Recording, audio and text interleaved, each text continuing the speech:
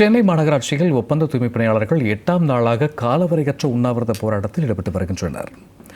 இதுகுறித்து எமது செய்தியாளர் நித்யானந்தன் தரக்கூடிய நேரலை தகவல்களை பார்க்கலாம்.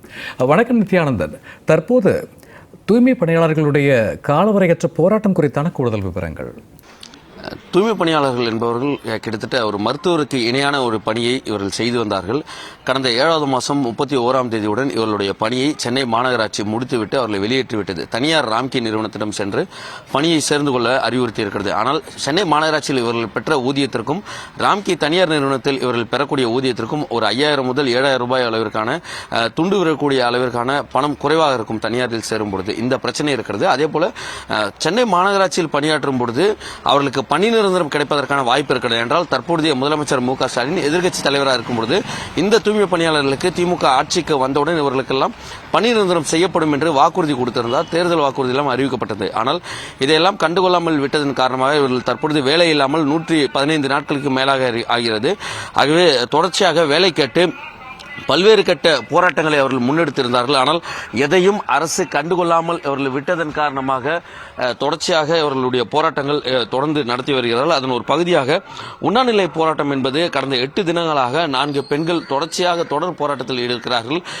இதற்கு அருகாமையில், அதாவது இவர்கள் இருக்கக்கூடிய அம்பத்தூர் பகுதியிலிருந்து சுமார் ஒரு 2 to 3 கிலோமீட்டர் தொலைவில் துணை முதலமைச்சர் உதயநிதி ஸ்டாலின் என்று வடசென்னை வளர்ச்சி நிதி சார்பாக அவர்கள் கட்டப்பட்டிருந்த அந்த பேருந்து நிலையம் திறப்பதற்காக வந்திருந்தார். ஆனால் உண்மையாகவே ஒரு ஜனநாயகபூர்வமான போராட்டத்திற்கு துணை முதலமைச்சர் நேரடியாக வந்து உங்களுடைய பிரச்சனை என்ன என்று கேட்டறிந்திருக்கலாம். அந்த பிரச்சனை தீர்ப்பதற்கான நடவடிக்கையில் ஈடுபட்டிருக்கலாம்.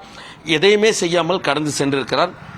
4 பெண்கள், அதாவது நீதிமன்றத்துடைய அனுமதியுடன் இந்த போராட்டம் என்பது தொடர் போராட்டமாக செய்து வருகிறார்கள். இவர்களுடைய பிரச்சனையை முதலமைச்சர் கேட்டு உடனடியாக தீர்க்க வேண்டும் என்பதுதான் இவர்களுடைய எண்ணமாக இருந்து வருகிறது. கேட்கலாம், 8வது நாள் உண்ணாவிரத போராட்டம் உடல்நிலை எப்படி இருக்கு? அரசாங்க தரப்புல இருந்து ஏதாவது பேச்சுவார்த்தை நடத்தினாங்களா? என்ன கோரிக்கை? உடம்பு இன்னைக்கு ரொம்ப டயர்டா இருக்கு. 8ஆம் நாள் இன்னைக்கு ஒருத்தர் வந்துட்டு போனார் காலையில். அவர் பேர் SC/STன்ட்டு தேசிய ஆணையர்ன்ட்டு ஒருத்தர் வந்துட்டு போனார். வந்து உங்களுடைய கோரிக்கை என்னன்னு கேட்டார். நாங்கள் நடந்ததெல்லாம் சொன்னோம். நாங்கள் இத்தனை போராட்டம் பண்ணோம், 4 மாதமாக வேலை இல்லாமல். நாங்கள் எங்கே மனு கொடுத்தாலும் எங்கள் 4 பேர் நின்னாலும் எங்களை அரெஸ்ட் பண்ணுறாங்கன்ட்டு சொன்னோம். அவர் வந்து ஏன் எங்ககிட்ட வந்து நீங்கள் கொடுக்கலன்னு கேட்டார். அதுக்கு வந்து எங்களுக்கு தெரியலன்ட்டு நாங்கள் சொன்னோம். அரசுக்கு என்ன சொல்ல விரும்புறீங்க? அரசுக்கு வந்து ஆனால் மாண்புமிகு முதல்வர், துணை முதல்வர் வந்து இங்கே எஸ்டேட்டுக்கு வந்திருந்தார் அம்பத்தூர் பஸ் ஸ்டாண்டுக்கு. ஆனால் 8 நாளாக நாங்கள் சாப்பாடு தண்ணி இல்லாமல் குழந்தை குட்டி விட்டு நாங்கள் வந்து இங்கே உக்காந்துருக்கோம் சாப்பாடு இல்லாமல்.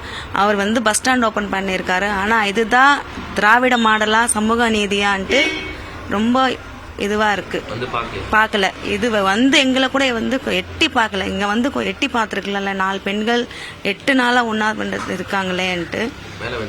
எங்களுடைய வேலை என்ன கோரிக்கைன்ட்டு வந்து ஏதாச்சும் ஒரு வார்த்தை பேசல. ஏன்னா துணை முதலமைச்சர் தானே அவர், அவருக்கு அதிகாரம் இருக்குல்ல.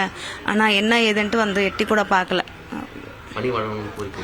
பணி வழங்கணும். எங்களுடைய சென்னை மாநகராட்சி வேலை எங்களுக்கு வேணும். அதுதான் எங்களுடைய கோரிக்கை. 8வது நாள் தொடங்கிச்சு, இதுவும் தொடங்கும். ஆனால் இது வரைக்கும் யாரு வரலன்னா கூட நாங்கள் விட போறதா இல்லை. இந்த நேரத்தில் என்ன சொல்ல விரும்புறீங்க அரசுக்கு? நாங்கள் என்ன வேலைக்காக தான் நாங்கள் இந்த அறவரையா போராட்டம் நடத்திட்டு இருக்கோம். இப்போ பார்த்தீங்கன்னா ஐயா அவர்கள் துணை முதலமைச்சர் வந்தார். வந்து இங்கே ஒரு தகவல் எப்படியோ போயிருக்கோம். இங்கே 8 நாளாக உண்ணநிலை இருக்கிறாங்கன்றது போயிருக்கோம். ஆனால் அவர் வந்து இன்னமும் எங்களை பார்க்க கிடையாது. இதனாலேயே அவர் வராடுன்றதுக்காகவே நேற்று நைட்டே எங்களை போலீஸை விட்டு உடனே 4 பெண்கள் உடல்நிலை சரியில்லை, கேம்ஸில் உடனே அட்மிட் பண்ணிட்டோன்னு சொல்லிட்டு ஒரு தகவலை பண்ணிட்டாங்கன்னு சொல்லிட்டு அவர் வராடுன்றதுக்காகவே நாங்கள் போக மாட்டோன்னு ஒரு புடியாக இருந்தனால தான் இன்ன வரைக்கும் நாங்கள் இருந்துட்டு இருக்கோம். எங்களுடைய ஒற்றை கோரிக்கை என்னன்னா, சென்னை மாநகராட்சியிலேருந்து எங்கள் வெளியே அனுப்பின வேலை எங்களுக்கு வேணும். அதுதான் எங்களுடைய கோரிக்கை. நாம் பார்த்திருக்கலாம், இவர்கள் வைப்பதெல்லாம் ஒரே ஒரு கோரிக்கை தான். நாங்கள் முன்பு பணியாற்றிய அதே சென்னை மாநகராட்சியுடைய அந்த தூய்மை பணியை வழங்க வேண்டும். அதன் பிறகு பணி நிரந்தரம் இதையெல்லாம் பிறகு பேசிக்கொள்ளலாம். ஆனால் எங்களுடைய பணியை வழங்க வேண்டும். 115 நாட்களுக்கு மேலாக வேலை இல்லாமல் வாழ்வாதாரமிலிருந்து உண்ண உணவின்றி படிக்க வைக்கக்கூடிய பிள்ளைகளை படிக்க வைக்க முடியாமலும் வாடகை கொடுக்க முடியாமல் சிரமத்தை சந்தித்திருக்கிறோம். காவல்துறையை வைத்து தொடர்ந்து ஒடுக்குமுறைக்கு ஆளாகி கொண்டிருக்கிறோம். ஆகவே உண்ணாநிலை போராட்டத்தையும் கலைப்பதற்கு காவல்துறை முயற்சிக்கிறது என்ற ஒரு குற்றச்சாட்டையும் வைத்திருக்கிறார்கள். பொறுத்திருந்து பார்க்கலாம் அரசு என்ன செய்ய போகிறது என்று.